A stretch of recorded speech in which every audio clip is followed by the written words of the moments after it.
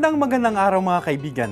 Magkapet pandasal muna po tayo. Ito po si Father Nono. Mga kaibigan, more or less ngayong araw po o bukas ang ika-40 day mula nang pumanaw ang pinakamamahal nating si Tita Cory. At gaya po ng nakaugalian na nating mga Pilipino, may mga padasal at misa ngayon para sa tinaguriang ina ng ating demokrasya. Sa okasyon pong ito, isa lamang pong kaisipan ang nais kong ibahagi tungkol sa buhay ni Tita Cory.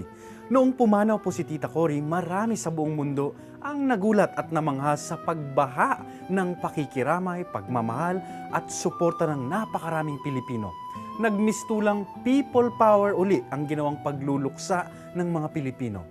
Nang mga panahon pong yun, aaminin po naming mga pari, napakasaya namin.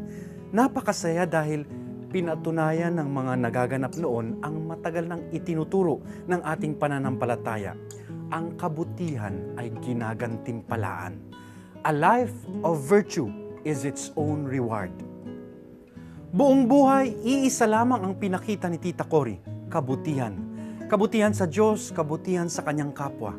Ito ang kinilala ng maraming mga Pilipino, kung kaya't sinuklian din nila ng kabutihan at pagmamahal si Tita Cory sa kanyang pagpanaw.